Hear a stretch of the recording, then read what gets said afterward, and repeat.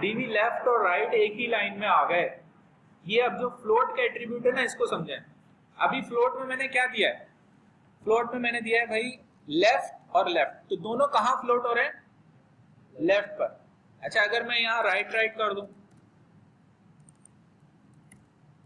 तो क्या होगा, तो पहले डीवी लेफ्ट राइट पे फ्लोट करेगी, फिर डीवी राइट राइट पे फ्लोट करेगी। मेरी बात समझ में आ रही है? अच्छा, अगर मैं एक को लेफ्ट कर दूं और एक को लेफ्ट राइट कर दूं तो अभी भी वो लेफ्ट पे जा रही है और ये राइट पे जा रही है, लेकिन दोनों का कॉम्बिनेशन ऐसा है, इस वजह से ऐसा हो रहा है। अगर मैं यहाँ कर दूं ना 3, इसको भी 30 और इसको भी 30, तो आप देखेंगे कि ये लेफ्ट पे राइट फ्लोट कर रही है और ये राइट पे फ्लोट कर रही है। मेरी बात समझ में आ रही है? हाँ भाई, भाई मेरी बात समझ में आ रही है? मैं खुद ही इंजॉय कर रहा हूँ हैं। चले, तो इसको भी हमने 70 कर दिया। अच्छा, उसके बाद नीचे जाएं, यहां पे मैंने लिखा जनाब डीवी बॉटम, हमारी लास्ट वाली डिव, इसकी विड्थ में डिफाइन कर देता हूं 100%, हाइट में डिफाइन कर देता हूं इसकी 50 पिक्सल्स, और बैकग्राउंड कलर जो है वो हम इसका रख देते हैं जनाब लाइट ग्रीन।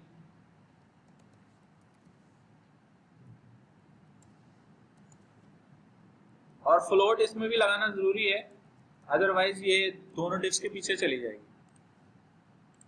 तो ये आउटपुट नजर आ रहा है आपको, सही है?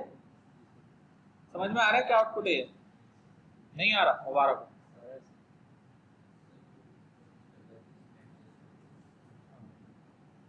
किसकी समझ में नहीं आ रहा? क्या समझ में आ रहा भाई? किसने? उसकी वेट 100% है ना। देखें, ये पहली डिव है, इसकी हाइट है 100 पिक्सल्स। ये दूसरी डिव है, इसकी हाइट है 500 पिक्सल्स। बाय द वे, मेरी जो रेजोल्यूशन है ना वो ठीक ठाक है, ये ध्यान में रखिएगा। मेरी लैपटॉप की रेजोल्यूशन वो इस वक्त है जनाब 1920 मल्टीप्लाई बाय 1080, तो इसका मतलब ये कि तकरीबन 1080 यहां से यहां तक है। तो इस वजह से ये यहां से यहां तक ही नजर आ रहा है। अगर आप कम रेजोल्यूशन पे देखेंगे तो हो सकता है ये नीचे तक चली जाए, ठीक है? तो तकरीबन ये यहां से यहां तक 500 है, ये 50 पिक्सल्स हैं और ये 100 है, सही है? ये लाइन में क्यों नजर आ रहा है? हमने फ्लोट एट्रीब्यूट यूज किया, तो ये फ्लोटिंग हो रही है। समझ में आ रही मेरी बात? चलें, जिनकी समझ में आ गया अच्छी बात है, जिनकी समझ में नहीं आया उनके लिए तो बहुत ही अच्छी बात है, ठीक है? आगे चलते हैं।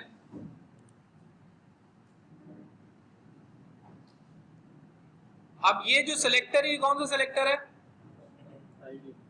आईडी सिलेक्टर है। ये एलिमेंट को कैसे सिलेक्ट करके लाता है?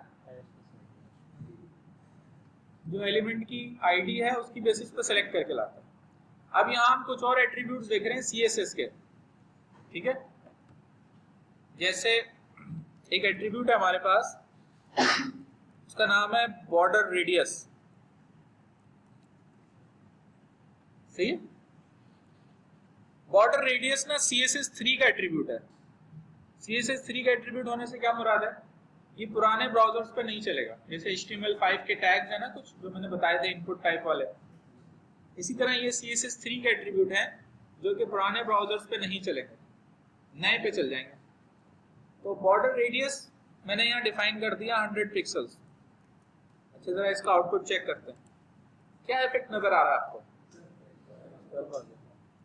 कॉर्नर कर्व हो गए, किसके? सबसे ऊपर वाली डिव है डीवी टॉप, उसके कॉर्नर कर्व हो गए, क्योंकि मैंने किए हैं यहाँ पे 100 पिक्सल्स दिए वैल्यू, तो चारों कॉर्नर कर्व हो गए। एक ही वैल्यू दी है, उससे चारों कॉर्नर कर्व हो गए सेम इंटेंसिटी के साथ, सही है? अच्छा, अगर मैं यहां पर 4 वैल्यू दे दूं तो भी एग्जैक्ट यही आउटपुट आएगा, लेकिन 4 वैल्यू देने का फायदा उस वक्त होता है जब चारों वैल्यू अलग अलग। अब कौन सी वैल्यू कौन से कॉर्नर पे अप्लाई हो रही है तो ये जो है ना याद रखना बड़ा मुश्किल काम है ना। एक काम करते हैं, पहली वैल्यू को 0 कर देते हैं। पहली वैल्यू मैंने क्या कर दी 0, तो आप देखेंगे कि ये वाला कॉर्नर जो है इसका कर्व खत्म हो गया है ना। इसका मतलब पहली वैल्यू जो है ना ये टॉप लेफ्ट वाले कॉर्नर को चेंज करती है। अच्छा, दूसरी वैल्यू को तीसरी वैल्यू को छोड़कर चौथी वैल्यू को 0 कर देते हैं। तो आप देखेंगे कि ये चौथी वैल्यू है। असल में ये जो है ना ये क्लॉकवाइज है, ये पहली वैल्यू है, ये दूसरी वैल्यू है, ये तीसरी वैल्यू है और ये चौथी वैल्यू। तो पहली और चौथी वैल्यू को हमने 0 कर दिया और दूसरी और तीसरी को क्या कर दिया 100 कर दिया, तो उसके हिसाब से वो कर्व हो गया। बात समझ में आ रही है? आप चाहें तो इसकी विड्थ कम कर दें, 60% कर दें या, तो आप देखेंगे कि विड्थ भी कम हो जाएगी। सही है?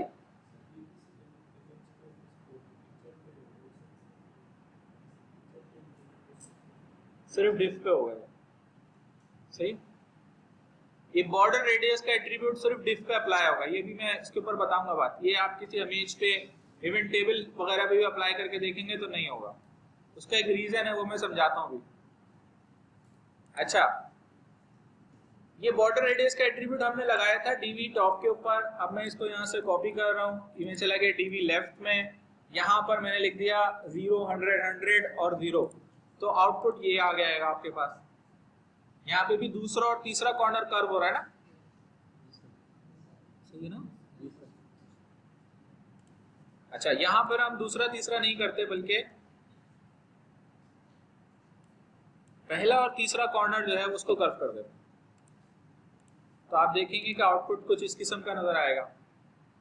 अच्छा, अभी जो वैल्यू दी हुई है ना वो मैंने दी हुई है 100 पिक्सल्स, सही है। मैं ये वैल्यू बढ़ा रहा हूं, 200 कर दी मैंने वैल्यू, तो आप देखेंगे कि आउटपुट कुछ कर्व जो है वो ज्यादा हो रहा है। अच्छा, अब मैंने वैल्यू 300 कर दी, मजीद ज्यादा हो गया। अब मैंने 400 कर दी भाई, तो ये आपको आउटपुट इस तरह दिखा रहा है। अच्छा, अब मैंने 500 कर दी भाई, अब ये इतना आ गया। अच्छा, अब यहाँ पे ध्यान में रखिएगा, अब मैं 600 कर दूं, 700 कर दूं, 6000 कर दूं, इस पे इफेक्ट नहीं आएगा। क्यों नहीं आएगा?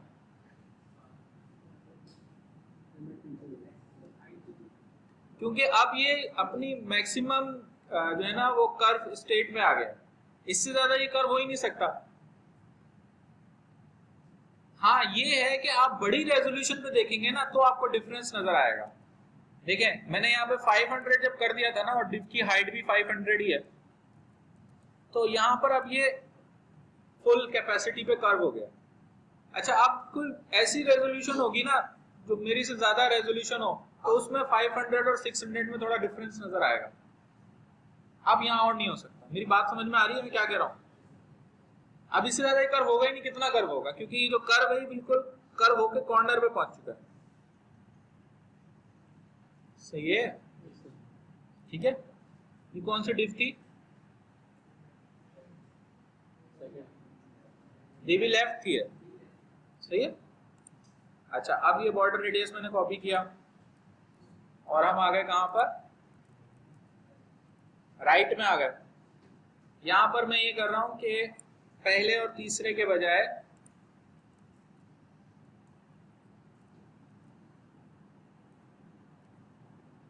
दूसरे और चौथे कॉर्नर को कर्व कर रहा हूं, सही है ना।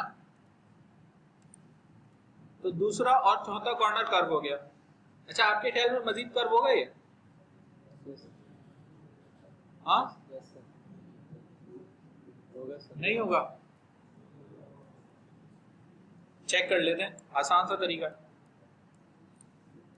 इसकी थोड़ी सी जो है ना वो विड्थ ज्यादा है, ठीक है, लेकिन फिर भी आप देख रहे हैं कि इस पे इफेक्ट नहीं आ रहा।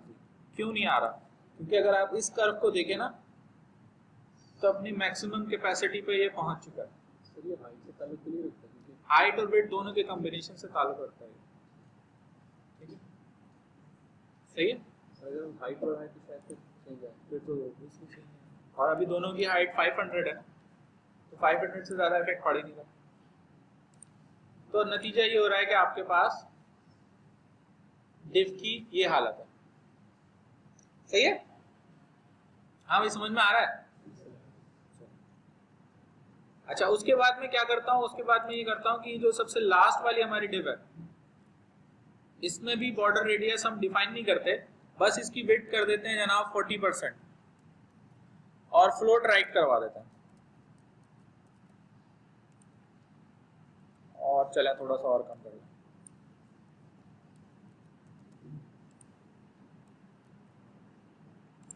ठीक है। तो ये क्या बन गया है भाई, कुछ समझ में आ रहा है? कुछ बन गया है, लेकिन ये जो कुछ भी बन गया है ये ध्यान में रखें कि ये बाय यूजिंग डिव ही बन सकता है।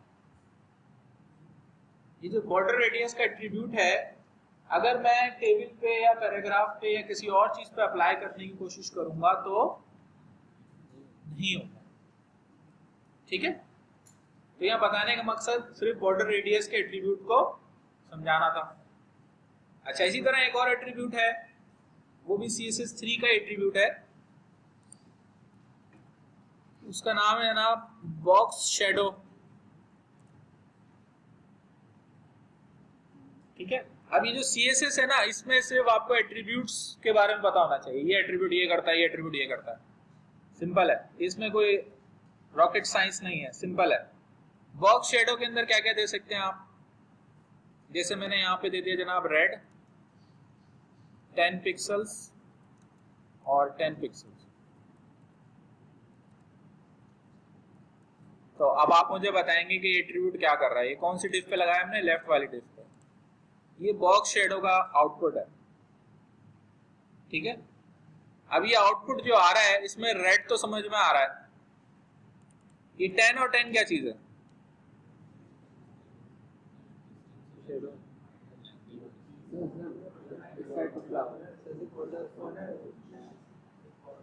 अब यही तो बात है ना, तुक्के लगाने की जरूरत नहीं है।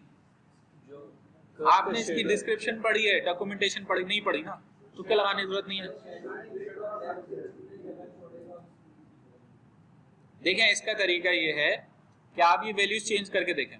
जैसे ये पहली वैल्यू में 100 कर देता हूं, सही है, आउटपुट चेक करते हैं, ये शैडो बढ़ गया है क्या,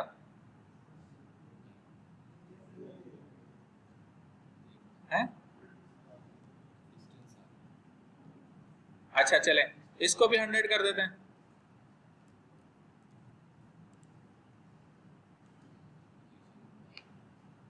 क्या हो रहा है, ये समझ में आ रहा है?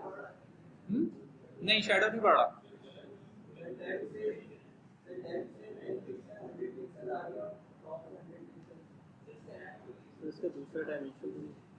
अच्छा, देखें जो भी शैडो होता है ना, वो डिपेंड करता है एक तो जिस ऑब्जेक्ट का शैडो है और उस ऑब्जेक्ट पे लाइट किस एंगल से पड़ रही है। मेरी बात समझ में आ रही है? जैसे ये आपके पास ऑब्जेक्ट ये वाला है ना, ये लाइट ब्लू वाला, अब इस पे लाइट अगर एग्जैक्टली इसके ऊपर होगी तो शैडो बिल्कुल इसके नीचे होगा। तो यहाँ पे 0 0 देने का मतलब है कि लाइट बिल्कुल इसके ऊपर है। अच्छा, अब मैंने किया ये कि लाइट को मूव किया, लाइट समझे कोई बल्ब है और एक्स एक्सिस पे, तो ये आपका जो बल्ब है ना वो इस तरफ जा रहा है, एक्स एक्सिस पे जा रहा है। जब वो एक्स एक्सिस पे जाएगा तो शेडो कहाँ जाएगा, इस तरफ जाएगा। मेरी बात समझ में आ रही है? मेरा एक्स एक्सिस इधर जा रहा है, आप लोग देखेंगे तो आपका एक्स एक्सिस इधर जा रहा होगा, सही है ना? अच्छा, अगर मैं ये दूंगा तो ये वाई एक्सिस है, फॉर एग्जाम्पल चले x को मैं माइनस कर देता हूं, तो अब क्या होगा, अब कैमरा इस तरफ आएगा तो शेडो किधर जाएगा, उधर जाएगा। समझ में आ रही मेरी बात? ठीक है,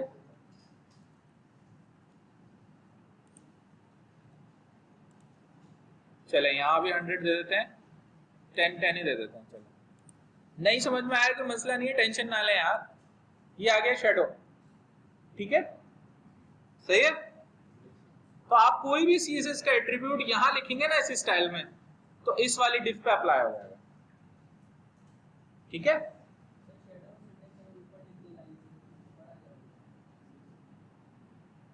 किसके ऊपर लिखना है, कोई मसला नहीं, आप यहां भी लिख दें, वो तो इफेक्ट तो सेम आएगा। हाँ, ये सारे एट्रीब्यूट मिलके एक स्टाइल बना रहे हैं और वो पूरा अप्लाई हो रहा है, सही है। देखें क्या चीज, वो इसमें वैल्यू अभी इसमें नहीं है, इसमें सिंपल जो है ना आप कैमरे को मूव कर सकते हैं और कलर डिफाइन कर सकते हैं, ठीक है। एक इसमें आगे जो है ना वो आ जाता है, सॉलिड वगैरह लिख सकते हैं आप, सॉलिड है या इनसाइड है, वो चीज आ जाती है, इनहेरिट वगैरह आ जाता है, वो भी नहीं है इसमें, बस उसी साइज का होगा, बस आप उसको आगे पीछे ऊपर कर सकते हैं, टेक्स्ट शेडो में कर सकते हैं। ये बॉक्स है ना असल में, तो बॉक्स के हिसाब से। तो बताने का मकसद ये था कि ये ट्रिपल एट्रीब्यूट है, आप क्या कर सकते हैं कि किसी भी एट्रीब्यूट की आपको चेक करना हो ना कि ये करता क्या है, तो आप क्या करेंगे, उसकी वैल्यूज चेंज करके देखेंगे और उससे अंदाजा लगाएंगे कि ये क्या करता है, किस मतलब खुद ब खुद ही जजमेंट नहीं करेंगे।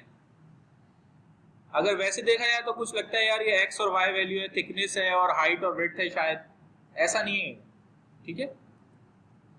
अच्छा, अब सपोज मैं ये कर रहा हूं कि लेफ्ट की जो हाइट है वो मैंने बढ़ा दी 600 और राइट की भी बढ़ा दी 600, तो ये हाइट थोड़ी सी बढ़ जाएगी, ठीक है। जब हाइट बढ़ जाएगी तो हमारे पास कर्व करने की कैपेसिटी भी बढ़ जाएगी,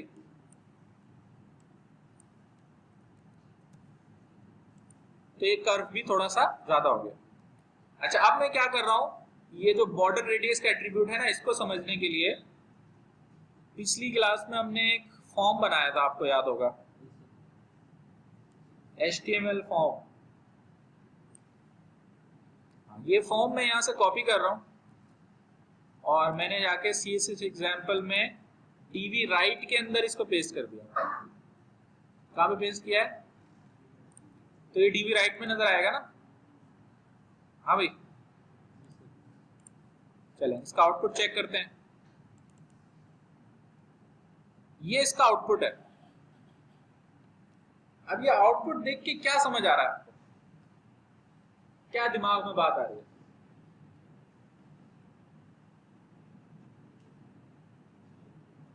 कुछ आ भी रही है कि नहीं आ रही? क्या आगे पीछे हो रहा है, क्या उसके हिसाब से नहीं आ रहा, तो समझ में क्या आ रहा है आपको, कॉन्सेप्ट क्या बन रहा है?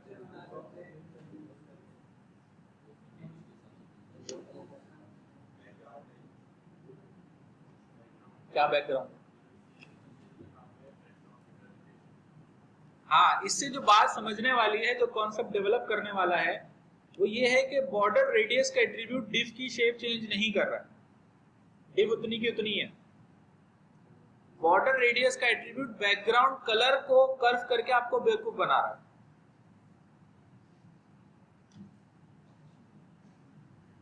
बात समझ में आ रही है क्या कह रहा हूं मैं? बेसिकली आपकी जो ये डिव है ना, ये यहां से यहां तक है और कोई इसका कॉर्नर ऑर्नर कर्व नहीं हुआ है, बैकग्राउंड कलर के हो गए। इसी तरीके से ये डिव भी आपकी पूरी की पूरी यहां पर कवर की हुई है इसने, सिर्फ बैकग्राउंड कलर जो है वो कर्व हुआ है। तो ये डिव भी यहां पूरी है, इसीलिए तो ये टेक्स्ट भी यहां आ रहा है। देखिए ये टेक्स्ट बॉक्स ऊपर जा रहा है क्योंकि ये डिव यहां पूरे एरिया पर है, सिर्फ बैकग्राउंड कलर कर्व हुआ है, डिव की शेप वही है। बात समझ में आ रही? जो उस टाइम आप सवाल कर रहे थे कि ये हम दूसरे एलिमेंट पे या किसी उस पे कर सकते हैं, तो बॉर्डर अगर बैकग्राउंड कलर होगा तो वही कर्व होगा और कुछ नहीं होगा। ये बात समझ में आ रही है? ठीक है, अच्छा जी, तो ये कहलाता है जनाब, ये क्या कहलाता है?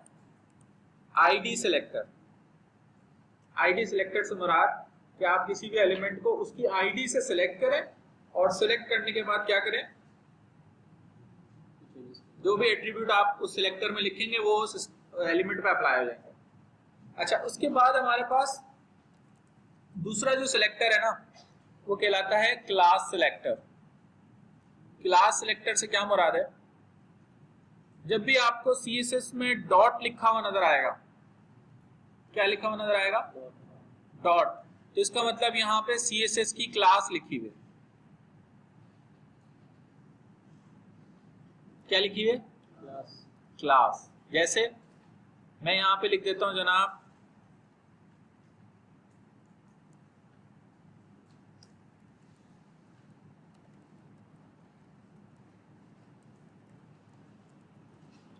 मैंने एक क्लास बना दी कंट्रोल टेक्स्ट के नाम से,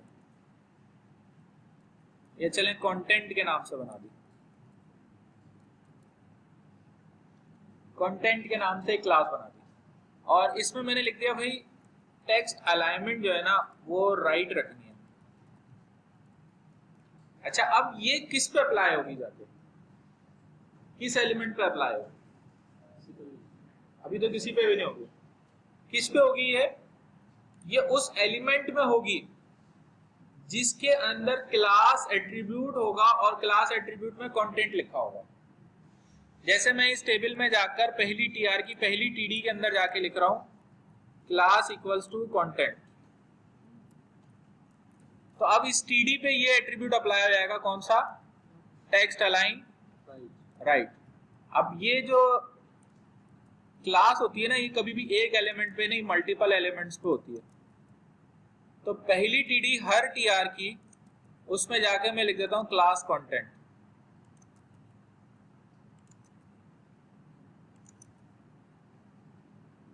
पूरे टेबल की तमाम टीआर की तमाम पहली टीडीज पे मैंने जाके लिख दिया क्लास कंटेंट, तो ये सब पे अप्लाई हो गया। क्लास जो है ना वो ग्रुप ऑफ एलिमेंट के ऊपर होता है, आईडी जो है ना वो इंडिविजुअल एलिमेंट के लिए होती है। यानी कुछ ग्रुप ऑफ एलिमेंट पे कुछ स्टाइल अप्लाई करने हैं तो फिर आप क्लास यूज करते हैं, क्लास सिलेक्टर। अब इससे फायदा ये होता है कि ये तमाम एलिमेंट जो है ना, ये क्या है, ये तमाम एलिमेंट जो है ये बेसिकली मेरे उस क्लास से बिलोंग कर रहे हैं। तो मैं क्या कर सकता हूं, अगर मैं यहां पर जाके सिंपली ये करूं कि बैकग्राउंड कलर जो है वो ऐसे करके मैंने यहां पर डिफाइन कर दिया जनाब लाइट ब्लू, तो क्या होगा? तो ये होगा। सही है? क्या हुआ, ये समझ में आया है? भाई तुम लोगों को समझ में भी आ रहा है? जितनी भी टीडी है उनका बैकग्राउंड कलर क्या हो गया? लाइट ब्लू हो गया। सही है? क्योंकि तमाम टीडी की ये वाली जो पहले कॉलम की तमाम टीडीज हैं उनका कलर है क्या, उनका क्लास कौन सी है? कंटेंट है। देखें आप यहां पर लिख देते हैं फॉन्ट वेट बोल्डर, तो आप देखें कि यहाँ पे इन सब का फॉन्ट वेट बोल्डर हो जाएगा। तो आप उस एक क्लास से इस पूरी तमाम पहले कॉलम की तमाम टीडीज को क्या कर रहे हैं? कंट्रोल कर रहे हैं। समझ में आ रही मेरी बात? ठीक है, ये क्लास है। अच्छा, अगर मैं यहां पे सिंपली लिख दूं टेबल, तो अब ना इसके साथ डॉट लगाए ना इसके साथ हैश लगाए, तो ये क्या है? ये टैग नेम है। जब डॉट लगा होगा तो क्लास होगी, जब हैश लगा होगा तो आईडी होगी, जब कुछ भी नहीं लगा हुआ तो इसका मतलब ये टैग नेम है। मेरी बात समझ में आ रही है? ठीक है, अब ये टेबल है, इसका मतलब अब जो मैं एट्रीब्यूट लिखूंगा वो किस पे अप्लाई होंगे? उस एलिमेंट पे जिसके टैग का नाम टेबल है। सही है? क्या हो गया भाई, क्या हो गया? खून चूस लिया मैंने तुम लोगों को। क्या किया क्या है?